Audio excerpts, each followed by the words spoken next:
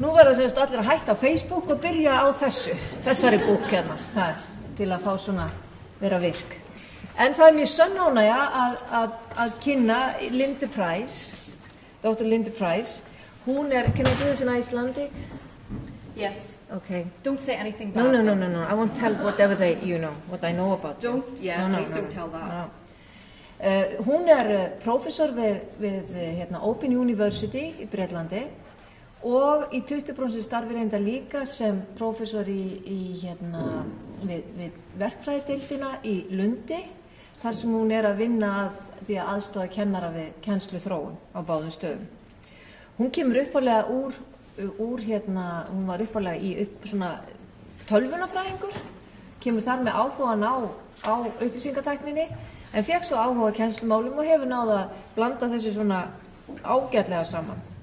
Hún hefur birt talsvert mikið af nýlegum greinum þar sem hún að skoða hvaða leiðir fólk fer við að nota upplýsingatækni í kennslu og hennar verksvið fyrst og fremst og rannsóknir að skoða hvernig kennarar takast á við þá áskorun sem við stöndum frammi fyrir í dag, hvernig við getum nýtt okkur þá tækni sem við höfum til að gera nám nemenda okkur sem allra best. So Linda, I am very, very happy to have you here. And I have introduced you and your specialities and So you told them about the cake making then? No, I didn't tell them about the cake making, no. Hún líka snillingur í að búa til svona brúðkaupstertu blóm. Everybody has to have a flippant side in their life, yes. But we are very happy to have you and please talk. Thank you. Thank you very much for inviting me. It's an absolute pleasure to be here. It's a pleasure to be with colleagues who are interested in this area. It's also a pleasure to be in your wonderful country. I mean, this has got to be the best kept secret in the world, and your secret is safe with me. Okay, let me just get my PowerPoint up and running.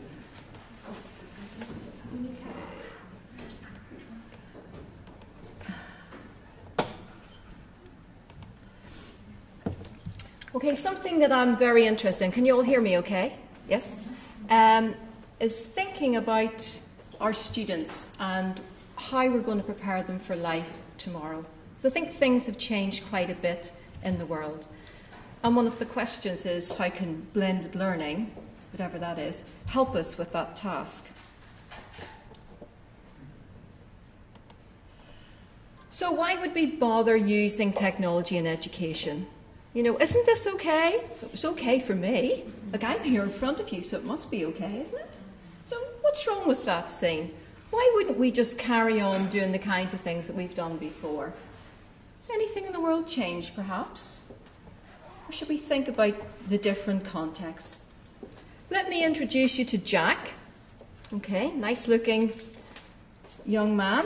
He's at least he was a 15-year-old schoolboy. And he found an early diagnostic test for pancreatic cancer, age 15. Quite an achievement. What university did Jack go to? Any guesses? Anybody? Harvard, wherever? Where do you think? Sorry? Internet. No, but that would have been a nice accolade, I can assure you. No, Jack did not go to any university at all. Yes, Jack made this discovery himself, okay, using access to resources that he found on the internet. Okay, so he looked up research papers, which is a real plug for open access journal papers. We should be all doing that. And got access to whatever he could to do lots of reading about pancreatic cancer, about cures and so on. And he did this from his access to resources in the internet. So quite an achievement, I think. So that's saying something about how the world has changed. Okay, his test is 90% accurate and costs 3 cents per test. I'm sure the drug companies really love him. And he won this grand prize. So something in the world has changed when a 15-year-old boy from his computer can develop a cure for pancreatic cancer. Quite wonderful. So we'd all like to be producing people like Jack in our universities. So let's think about that. Now, I just want to show you a little clip that I think summarizes perhaps some of the complexity of using technology in higher education and perhaps some of the things that we are concerned about. So let's hope this works.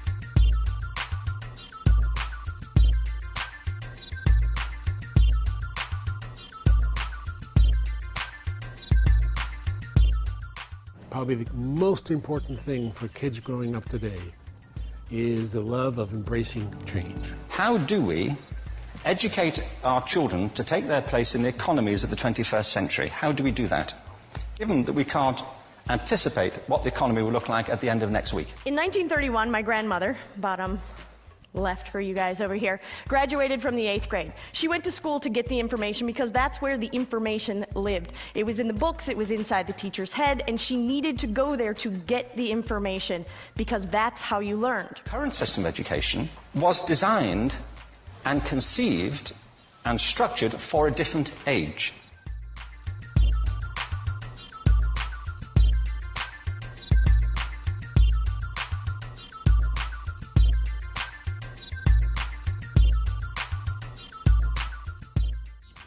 Are we getting overwhelmed with an always connected, multitasking lifestyle? And is that going to lead to less sophisticated thoughts as we move away from the slower, deeper, contemplative state of reading? We have a wireless building, the kids use laptops, and the reason we do that is so that we can put them away when it's actually not the best tool for them to be learning with. I would imagine that it would take a great attitude. I would imagine that you'd have to be pretty aware of your surroundings and appreciating the small wonders that you're starting to see in your new world. And I think you'd have to be really authentic. You'd have to be really true to yourself in order to get through what you're being exposed to. It's an approach built much more around intrinsic motivation, around the desire to do things because they matter, because we like it, because they're interesting, because they're part of something important. But I think it's important to remember that the great driver of scientific innovation and technological innovation has been the historic increase in connectivity and our ability to reach out and exchange ideas with other people, and to borrow other people's hunches and combine them with our hunches and turn them into something new. That really has, I think, been, more than anything else, the primary engine of creativity and innovation over the last 600 or 700 years. Autonomy, the urge to direct our own lives, mastery, the desire to get better and better at something that matters, and purpose, the yearning to do what we do in the service of something larger than ourselves. These are the building blocks of an entirely new operating system. The world needs opportunities for new leaders and new ideas. Kids need opportunities to lead and succeed. Are you ready to make the match? Because the world's problems shouldn't be the human family's heirloom.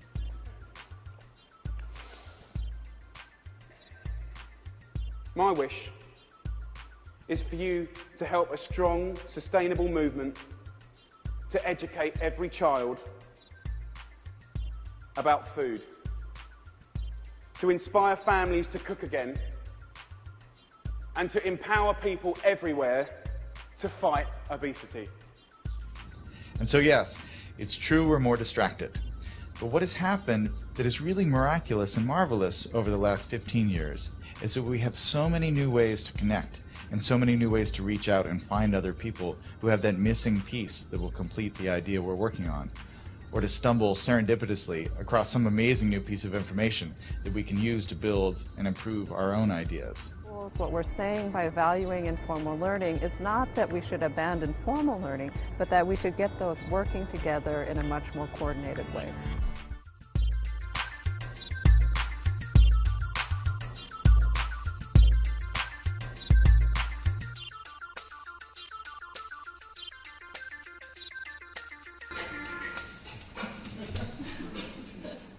Right, you all ready now? You've got it all taped, you've seen what's going on. You all ready? Yeah. For the educational revolution? Lots of things certainly going on, lots of pressures, lots of connectivity, as we've said, lots of information. So lots of challenges in education, lots of things for us to deal with. And are we preparing students for this kind of a world? Just want to show you this chart, and it looks at changes in demands of different skills between 1959 and 1998. So just trying to give you a trajectory of what's happening. If you look at the top blue line, which is where I'd really like to be having a pointer, or I'd like to be a little bit taller so I can reach that. If you look at the top blue line, it's about changes in non-routine cognitive or interactive activities. So things that aren't routine, but things that's requiring us to think and to be interacting in different ways. And that's really going up. Okay, change from 1950, just really going up. The red line, the next line that's really up there, is non-routine cognitive or analytic activities. So once again, they're things that we perhaps haven't practiced, things non-routine, thinking about things, analysing things. So these requirements are going up. If you look at the green line, okay, the third one down at the end, routine manual activities are going down. The yellow line going right down is routine cognitive activities, so routine thinking activities going down. And the red line, the other very bottom line, is non-routine manual. So what this is saying is there's a change in demands. So we have to be preparing students to be dealing with a world where they might not have had the answer, or they mightn't have had a practice of the solution before. So it's a more uncertain world. So we have to be training them to be able to do things that they might not have done before, to be able to solve problems, perhaps where the question has not yet been asked. So that's quite a change, because historically we've been preparing students for a rather different world. Now the press has actually got this. Time magazine ran a story about this, and they said this is a story about whether an entire generation of kids will fail to make the grade in the global economy because they can't think their way through abstract problems. Okay, work in teams, there's that teamwork again, we talked about that yesterday in the workshop. Distinguish good information from bad, because of course Google is king, and everybody gets information from Google, and if you've got it from Google, it must be right, mustn't it? Or speak a language other than English. Well, you're well ahead there, I don't know how many languages you all speak, it's just fantastic. So, the press understands the changes. The politicians get it. Okay, one of the world's leaders, in terms of a superpower. I'm calling on our nation, he says, to develop standards and assessments that don't simply measure whether students can fill in a bubble on a test, but whether they can possess 21st century skills like problem solving and critical thinking and entrepreneurship and creativity. And in some ways we always did those things, but I think the degree to which those are important is much more elevated in today's world. Are we getting it? Do we understand what we need to do? Okay. And Sepp said a while ago in 2004, it is ironic that in the so-called information age, we are still graduating passive, solitary learners, poorly equipped to cope with the explosion of information resources competing for their attention. Now, she said this in 2004, and I'm asking, have we changed a lot from 2004? Are we graduating passive, solitary learners? Or are we graduating students who do have the ability to work in groups, who do have the ability to be developing new information, to be developing new skills and so on, and able to cope and understand the quality of the information that they get on Google, to be able to distinguish its value? Are we developing those skills in those people? So, we need to be developing learners who need to not just learn, but unlearn and relearn. Because it's not about what they do when they leave our universities, it's about what they can do in the future. Are we preparing them to be able to cope with questions, answering questions not yet asked, not yet conceived? Are we preparing them for this changing world? So let's have a look at this picture. What's going on in this picture? What kind of learning is going on here? Anybody? Anything at all that you think is going on? What's your view about this picture? What's it saying about the kind of learning? Is it interactive? Is it passive? Is there lots of group work going on? No, not at all. And if you look at the walls in the room, they've got the information all around the walls. So they've come to this place because they've come to get some information. They've come to be taught. Okay? And they trust this authority figure. You can see the teacher, she's standing at the back. So she's certifying the quality of the information they get because she's the teacher and she knows everything. Okay? And what she says is right. So what do you think the students' jobs are there? Are their jobs to try and find out new answers, or are their jobs to regurgitate what this teacher has said? So their jobs is probably, looking at the desks, is to regurgitate what the teacher has said. They're probably not allowed to talk, I would think. It's probably banned. We don't want them to talk.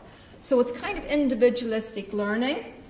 Okay? They've come to this room to get the information, because probably some of them in this period of time might have had access to the books at home, might have had access to the information at home. They might be from parents who weren't well educated themselves, so they had to come to this place to be educated. What's different about this picture? Have a look around the room. I'm doing exactly the same thing as that other teacher was doing, aren't I? Now, I'm not saying we're all doing this in education or that this is the only model we have, but my concern is that even if we're not doing this, this kind of model is a predominant model often in our heads in terms of it's kind of a transmissive model.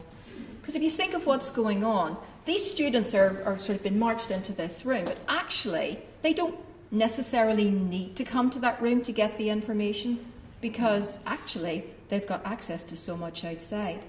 So the problem is not access to information. The problem really is about their ability to discern whether it's useful or not, or whether it's valuable, or to be analytical with that information, or be able to create solutions out of the information that they have access to. So I think the issues are a little bit different. So, skills for tomorrow's students. What should they look like? Well, certainly we wanted to be developing these intellectual abilities. Discernment. Discernment's really important. Knowing whether the information you got in Google is of any value or not, or whether you can trust it. Analytical skills, evaluation skills, synthesis skills. These are things we hold dear, but I think they're going to be really, really important in fostering the important things that our 21st century graduates need as they leave university. We need to enable them to find new knowledge, to new problems not yet conceived, to determine whether that's valuable or not, to be able to use it to solve new problems, and I say to learn, unlearn and relearn. So they're fostering this ability for them to be able to learn for themselves. So we need to be helping develop learners as future professionals in this very global, interconnected world. We're so interconnected now. You can be talking to someone in Australia via Skype, via whatever, in a way that we couldn't easily do before. So very interesting. So the challenge then is to know how to use the technology purposefully to help the students develop these skills. So how do we go about that? How do we do that? So there's a lot of talk about blended learning and blended learning being able to help us with these skills. And I'm asking, well, what is blended learning? Well, what's that? Okay. Now, there's contention in the literature as to what blended learning is, and we talked about this yesterday. We had quite a discussion about that at our workshop. And here's some views about blended learning. It's about the integration or combination of traditional learning with web-based online approaches. Or it's the combination of media and tools in an e-learning environment. Or it's a combination of a variety of pedagogical approaches, regardless of the technology. So you could be mixing behaviourist, constructivist, cognitive approaches to teaching. But What's traditional learning? What does that mean? What's online? What does that mean? What do we mean by media? And what do we mean by different pedagogical approaches? So, lots of things that we need to think about. Other views are about this mix of combining ICT to reach an educational goal, somewhat similar to the previous definitions. Combining pedagogical approaches for optimal learning, with or without ICT. Or combining any form of ICT with face-to-face, maybe it's that. Or combining ICT with those actual jobs that people do in the workplace. So, lots of different views about what blended learning is. And we talked about this yesterday in our workshop. And there was quite a lot of debate about it. So traditional with online, what does that mean? What does online mean?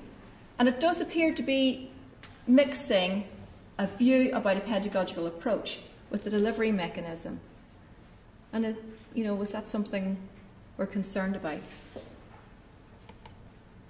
But the central question really is, why use technology?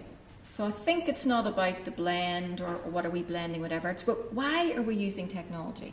And how is that going to help our students achieve and foster the kind of skills that we need them to have? So those are really the important questions. Now, just thinking about the students, because there's this belief that students have the same view perhaps of traditional learning or the same view of the lecture model. And Martin Oliver in the Knowledge Media Lab in the Institute of Education in London did some work, him and Grania, and they asked students about their interpretation of a lecture. And there were variations about their views of what lectures were. And this depended upon the topic they were studying, the group size, the study year, expectations, and other kind of happenings or things going on in the course. So what this is saying is that the lecture model was a socially constructed experience. It wasn't experienced through any particular media. It was experienced through this interaction with one's peers and to do with the nature of the course. So that's something very important that we have to remember. Learning is a socially constructed experience, regardless of any media. I was very pleased yesterday in the workshop that people come up with a definition of blended learning, which I thought was really quite interesting. And this is what they come up with, because we talked about what's blended learning, what is it, and so on. And this was their definition. I thought I'd put it up today because I was very pleased with this, because I think this is a definition that I would like to use. And I think if I'd worked all week, I couldn't have got as nice a description as that. So the definition from our workshop yesterday was about creating a learning environment or space that serves students with different learning needs in different contexts and situations. And I think that's very good. Get that out there, folks. Get that published. Fantastic. And someone said to me, well, isn't that just like a definition you would have of learning? And I'd say, yes, it is. So maybe it's just the University of Iceland's learning definition. What's wrong with that? Because would we say learning with pencils? Would we say learning with pens? Would we say learning with calculators? Would we say those things? And at the end of the day, technology is another tool. Okay, and there's a variety of these things, but they're tools at the same time. Okay, and they don't of themselves drive learning. It's you do. You're the teachers. You're the designers. You drive the learning, not the technology. So why are we using technology? Are we doing the same old thing but faster? Are we doing things better? Are we doing better things? Sometimes I drink lots of coffee and I just do stupid things very quickly, I find myself. But I do like to aim, when I'm working with students, to be trying to do better things, because we have the opportunity to do better things. And I think in the video clip that you saw earlier, the educational system that we often fall back on is one that was designed for a different century or two ago. Okay? So perhaps the technology is like the tsunami, if you like. It's just come in this huge wave, like this digital revolution, that's caused us to rethink our educational strategies, our educational perspectives. And I think that's a good thing, actually. I think it's quite healthy that we're in this position where we're having to think about it. That's not to say it's going to be easy, because the rate of development in different institutions in different countries will vary. So there's going to be a bit of contention going on, state of flux, until we kind of move along over that hump. But nonetheless, I think it's of value. So in my own research and in my institutional research at the Open University, the one thing that I have found is that technology is not a silver bullet. Okay? The technology is not going to save things for you. It's not going to change things. It's not a panacea. Okay? You are. You're the panacea, actually. The teachers, how you design your learning and so on.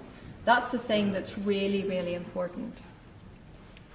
Okay, my screen is just frozen, by the way, so I will just carry on as usual. At the Open University, I do quite a lot of what's called institutional research. So I look at the course experience questionnaire we have that goes out to students every year. And one of the things we did was I charted for a number of courses students' perceptions of the use of technology with their perceptions of different media types. Okay, and here we have the chart. And the red line demonstrates this one. Okay. It demonstrates their overall satisfaction with the quality of the module. So it's how they perceive the quality. Okay. The blue line next to it, the second line, indicates their perceptions of their enjoyment of reading through printed text. The next line, the yellow line, shows their enjoyment of reading text online. See, not just so good, so just remember that. They don't like reading text online so much. The next line is about their enjoyment of reading or using audio materials to support their learning. And the next line is their enjoyment with audio-visual materials like video clips. And I just want to give you a little bit of context. At the Open University, we have 250,000 students each year, 250,000 students, and they're global students across the world, really. So understanding their experience of the course is really important to us because they're spread all over the place. So what this chart is saying is there isn't really a strong relationship between their perceptions of the value of particular media types with their perceptions of the value and the quality of the course. So the perceptions of their good experience is not related to any particular media type per se.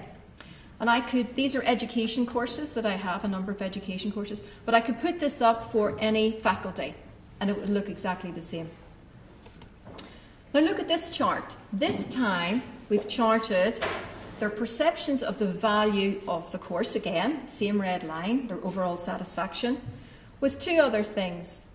Their understanding of what was required to complete the assessed work and their perceptions of how the assessed activities supported their learning. And I think what you can see in this chart is there is a strong relationship between their overall satisfaction with the course and their satisfaction with the assessment and how that's helping their learning. So media is not determining how good the quality of their experience is, but how the course is designed in terms of its assessment very clearly is determining their satisfaction with the course. So very important. So assessment is very significant. It defines what we call the de facto curriculum. Now, who among you in this room did not, when it came to the exams when you were all at university, go to the library, figure out what the previous 5 years' exams were, figure out what questions might come up and revise to the exam? Who here did not do that? Like, I will honestly put my hand up and say, yes, I did that. So that's a lesson for us all, and we have to remember that how things are assessed determines the curriculum. It determines what's learned. Not what you've written in your learning outcomes. That's lovely, but they're, very nice, but that's for us. What they will actually learn is what you test them on.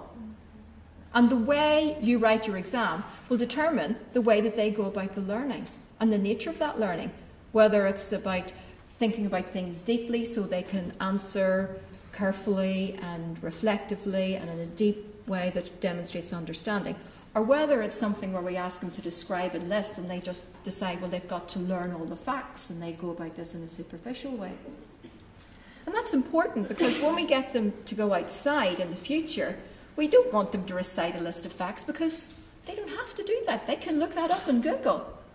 But we do want them to understand how they could apply that knowledge and figure out maybe how to cure pancreatic cancer or some other cancer or something else in the future. So assessment's very important, and it's based on the notion of constructive alignment. Biggs is constructive alignment. So if you haven't heard of that or if you don't know about it, come and see me afterwards or go in and look it up. It's a very important theoretical principle, and it's one that's very powerful and can help us to drive the kinds of learning that we want to get out of our students. Now, if you weren't concerned about that, if you weren't convinced about that, I will mention MOOCs. Okay. Now, does everyone know what a MOOC is? Massive Open Online Course. Okay. And there's been a move that's kind of come from America that, okay, we'll just put this online and this will be fab, and we've given access to everyone and everyone can join in and it's free and all the rest of it. And some university senior management have kind of got this view that this is a great idea. Yes, this will save us money. We can educate loads of people and fantastic. But who are the people who enroll in MOOCs, do you think? Undergraduate students who feel they need an education? Who do you think is enrolling in MOOCs? Any ideas? There you go. Well-educated people who already have degrees, or people who already have lots of social and intellectual capital. Okay, we'll just have a look at this chart. This is the drop-off. Okay, we might start up here with about 100% joining in, fine, and the blue area are the lurkers. Then you've got drop-ins, passive participants, and active participants. Quite a drop-off. And the completion rate is something between 5 to 10%. Now, if the rector of this university got 5 to 10% pass rate on his courses, I think some of you might be out of a job. So I don't think we want to go down that route. And someone asked me, well, why do so many universities have them? Well, I think it's a nice accessory. It's like the latest handbag.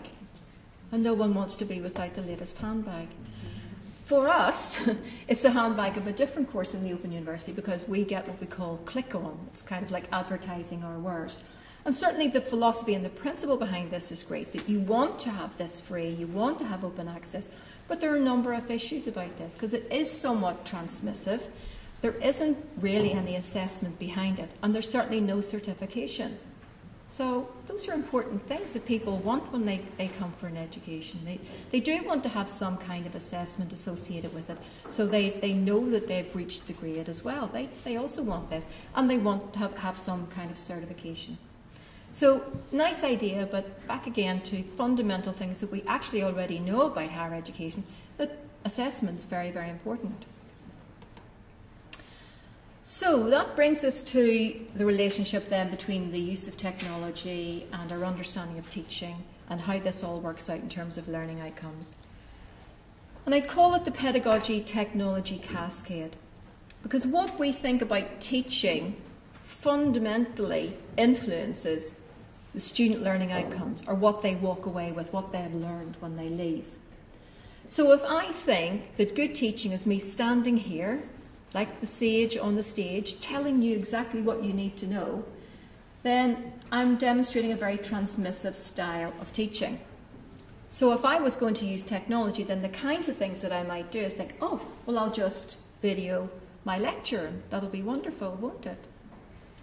But if I am a very constructivist teacher, and that my belief about teaching is that I help students to create things and develop their own learning, then instead of doing this, I might point you to some resources, but I give you a task to do, a problem to solve, and maybe get you working in groups. And you might still be using some kind of technology. You might be using video clips, again, to demonstrate your solution to the problem I've given you.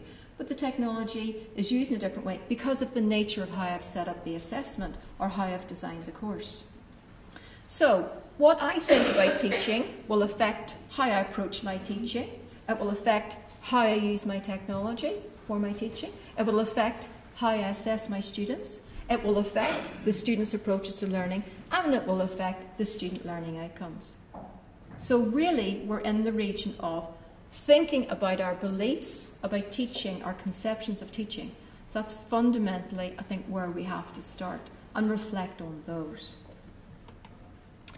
So as Tony Bates once said, good teaching may overcome a poor choice in the use of technology.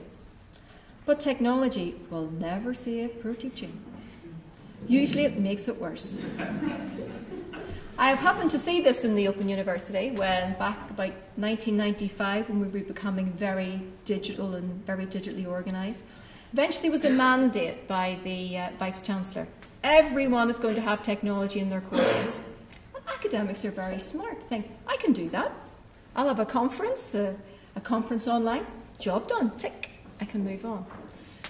The effect of that was that the students couldn't really see the value of that conference because it was just an add-on to the course, and Rasmus talked about that yesterday in the workshop. But that doesn't actually work. The students couldn't see the value and actually became a bit of a distraction because it wasn't integrated with the whole design of the course, and actually it wasn't integrated with any form of assessment.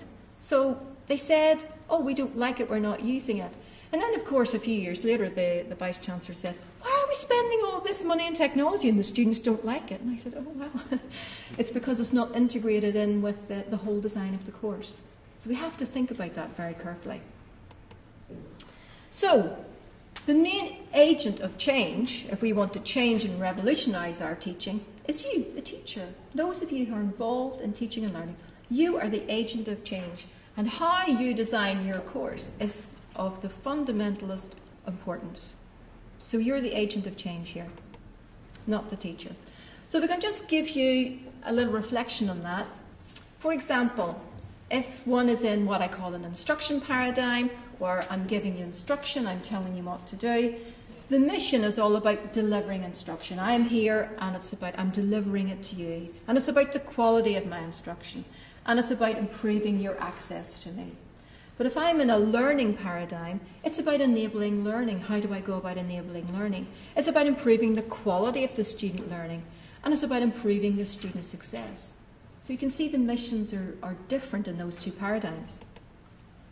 The criteria for success is different, because in the instruction paradigm, we're focused on curriculum development. How good is the curriculum? What is the quality and quantity of the resources? How good are the resources? What's the quality of the teaching? But in the learning paradigm, it's thinking about how can we use these learning technologies to aid development? What's the quality of the outcomes? And what's the quality of the student learning? So the criteria for success is different in those paradigms too. And then the teaching and learning structures are also different. In the instruction paradigm, it's atomistic. You know, what courses can we put together to make this degree? The learning's held constant in terms of a fixed schedule, one teacher, one classroom, we're covering the material. In the learning paradigm, it's holistic. What do we need at the end of this for our students to come out as chemists of the 21st century who are going to be able to solve problems in the future? So it's thinking at the end game, what do we need them to have? And then looking at how we structure the award of the programme in relation to that. And it's not about the time held constant, it's about the learning held constant, and that's different. It's not about particular times. So quite different. So learning design is very important. If I can get that into your vocabulary, I'll be very happy. Learning design, okay? So how is your learning design helping develop your students' learning skills? Okay, sorry, I've had a little freeze in my machine again. And is it about fostering their ability to come into a situation where they're absorbing material? Or is it about the situation where they're actually developing their skills and being able to learn, unlearn, and relearn? So I think the fundamental question for us is, how are we using technology and how are we designing it into our programs to help us develop learners of the 21st century? So I'll leave it there because it's coffee time, and I thank you very much for your interest.